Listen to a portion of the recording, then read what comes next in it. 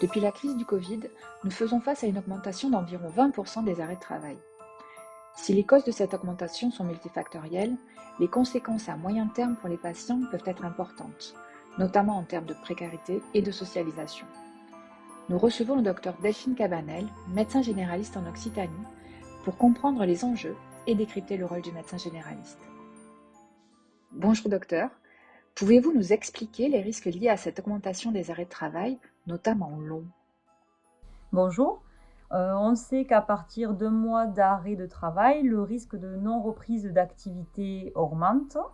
On sait aussi que 50% des assurés en arrêt de travail depuis plus de 6 mois peinent à retrouver un emploi par la suite, mais aussi qu'ils sont presque 100% au bout de 2 ans d'arrêt de travail à ne pas reprendre une activité professionnelle.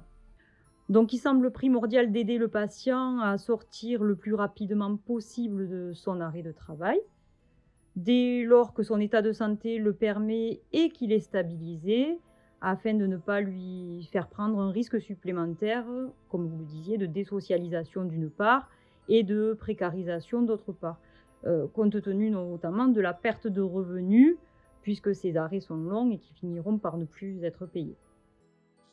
Quels sont donc votre rôle et les leviers que vous pouvez activer dans cette situation?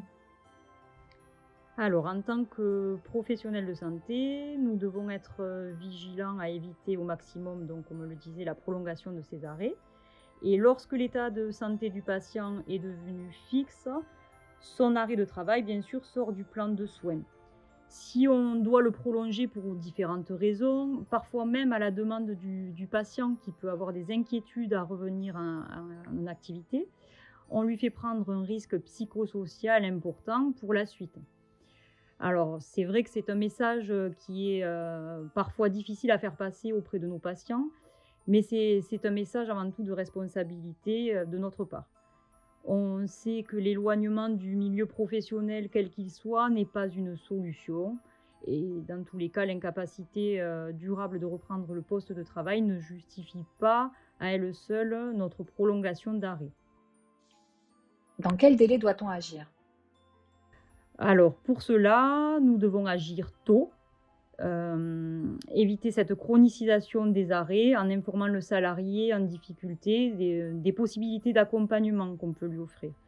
On parle alors, de reprise à temps partiel thérapeutique, mais aussi d'adaptation éventuelle de poste, ou encore, nous pouvons aller jusqu'à la reconversion professionnelle.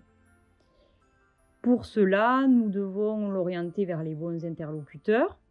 Les interlocuteurs, c'est essentiellement, l'assurance maladie, le service social de l'assurance maladie, mais aussi la médecine du travail. Comment agir tôt? Agir tôt signifie pas, attendre la fin de l'arrêt de travail. Si on sait d'emblée que le patient ne pourra pas reprendre son poste, une fois qu'il sera stabilisé, mais qu'on se doute de cela dès le départ, il faut agir. Autre point important, c'est ne pas se substituer au dialogue social au sein des entreprises, c'est-à-dire ne pas prescrire d'arrêt pour des motifs qui relèveraient de situations professionnelles conflictuelles, employeur-employé, comme c'est souvent le cas. Celles-ci doivent se régler avec l'employeur, mais aussi avec la médecine du travail pour éviter justement que cela ne dure trop et ainsi une chronicisation des arrêts. Merci, docteur Cabanel, pour toutes ces explications et ce témoignage. Nous précisons que les assurés bénéficient d'un numéro unique qu'ils peuvent appeler pour être accompagnés sur l'ensemble de ces sujets, le 3646, en précisant bien service social. Ils peuvent également se rendre sur le site Amélie de l'assurance maladie, rubrique droits et démarches.